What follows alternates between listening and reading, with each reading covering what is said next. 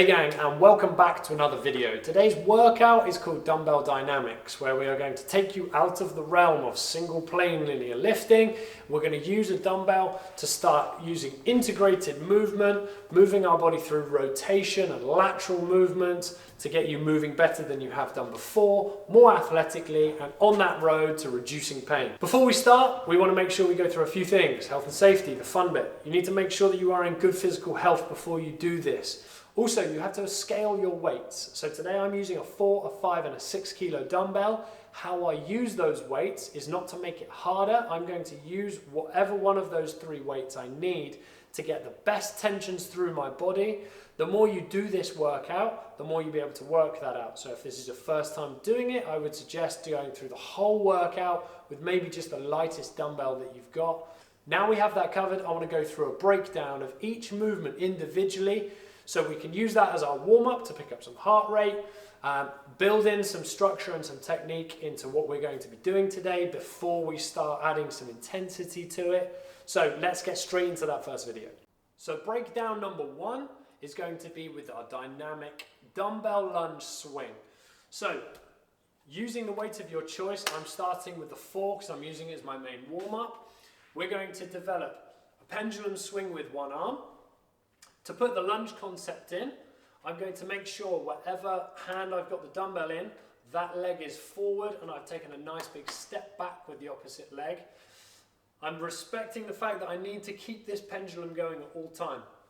From front on view, when that dumbbell passes my leg, I want to drop down into a lunge, keeping the chest up and keeping the weight over that front leg. I'm keeping in rhythm with the dumbbell. I'm not controlling the dumbbell, I'm moving with it. From the side, what that looks like is dumbbell starting at the shoulder. Nice big lunge back, weight over the front foot, start the dumbbell pendulum swing. As it passes the hip, drop down into a hinge and pop back up.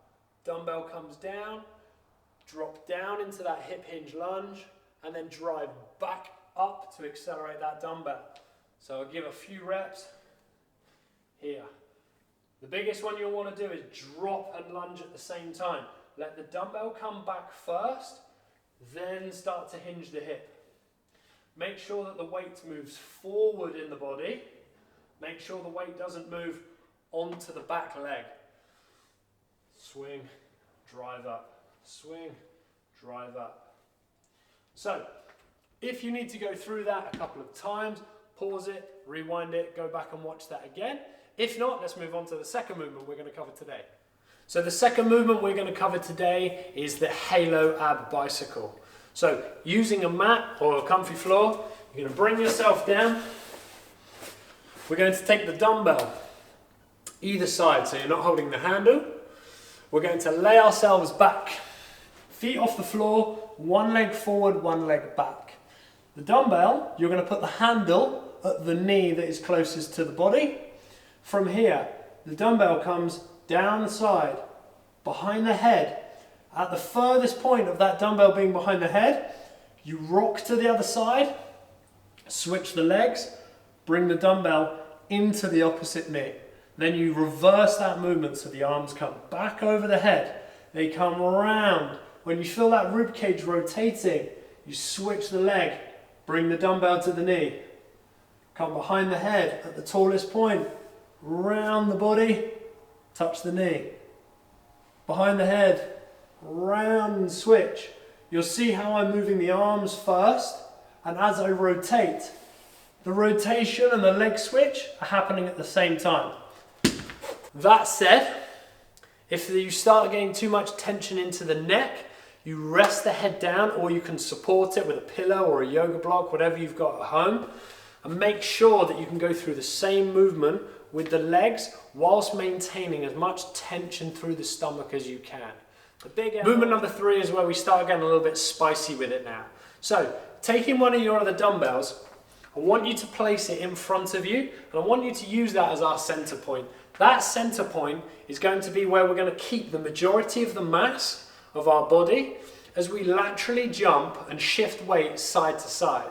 So how we start is whatever hand you've got the dumbbell in to start, the opposite foot is going to be in line with your center point. You're going to reach the dumbbell down the center point. Now, as you can see here, I said I'm going to create as much muscle mass over that midpoint. If you're here, obviously your weight is then away from that midpoint. So make sure you're leaning in, arm swinging. You should in this position almost be able to lift that back leg off the floor, okay? Just for a little bit, just to make sure that you are really promoting that forward posture. From here, it's a lateral jump. So as you laterally jump across to the other side, the dumbbell comes up to the shoulder. Here.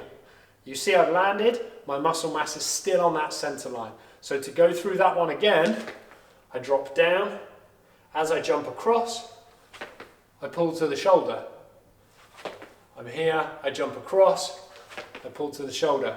The second part of the movement is if you want to go overhead, you jump across with the same legs, but you press the dumbbell straight up into the air. As you will see, that dumbbell is still over the center line. The dumbbell comes down, I jump across to the shoulder, I jump across and reach down.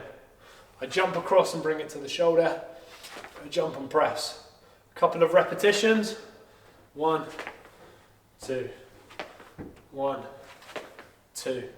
Making sure I'm promoting my rotation through my rib cage. This isn't a fast movement.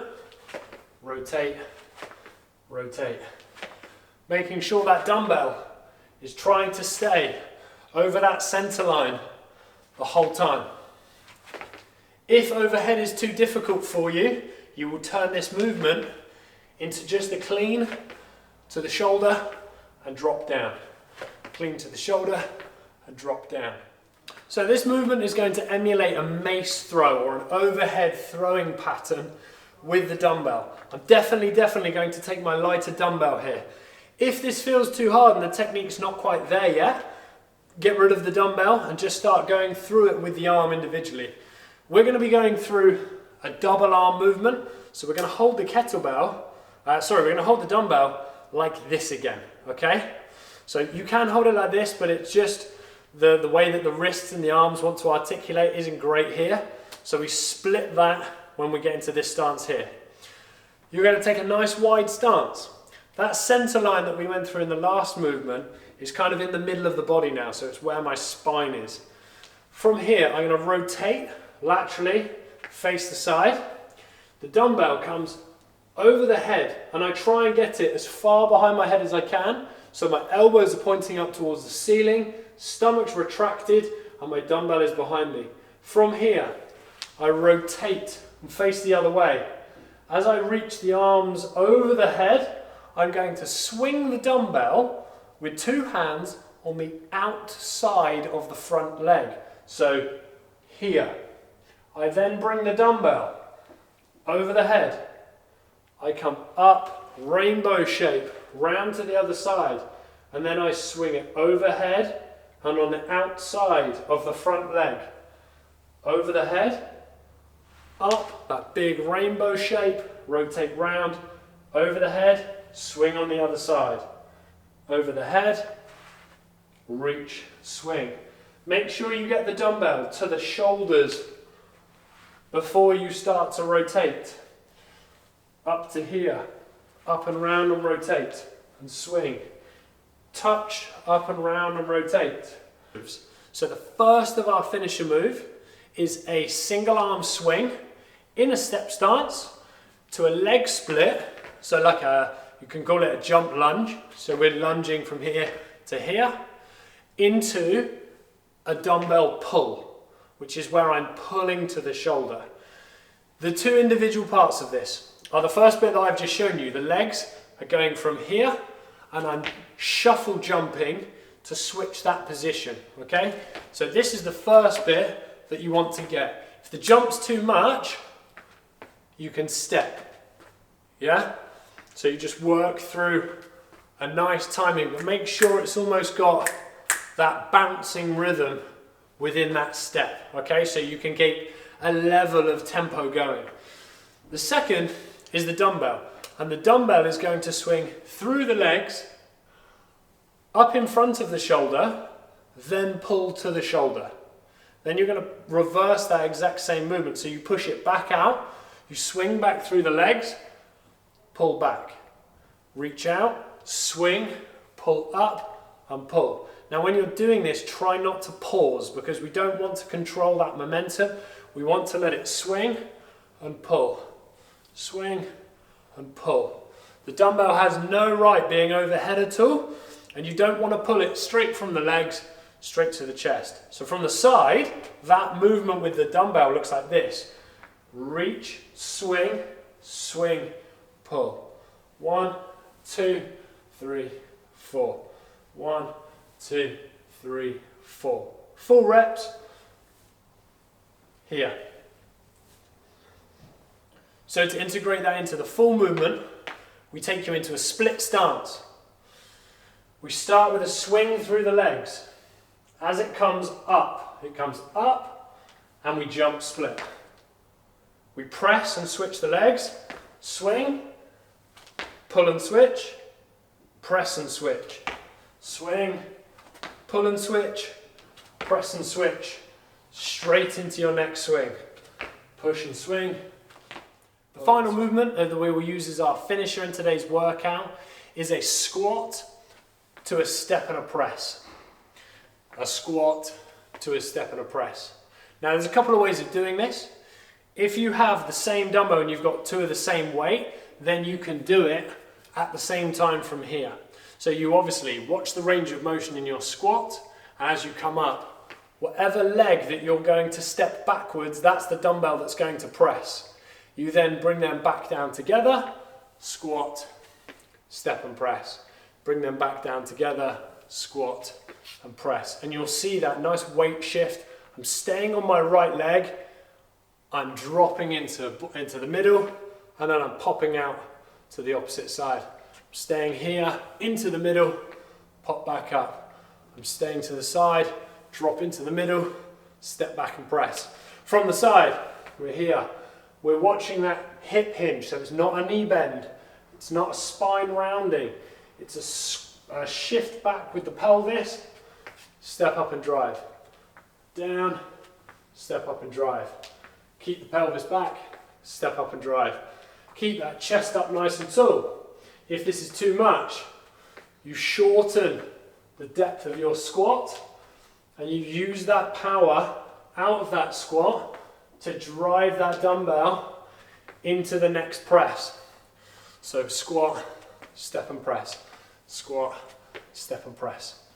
If you've only got one dumbbell, you just stay on one side and you do 30 seconds of reps, the timer will be on. So you would go 30 seconds of left arm, left leg, squatting and pulling.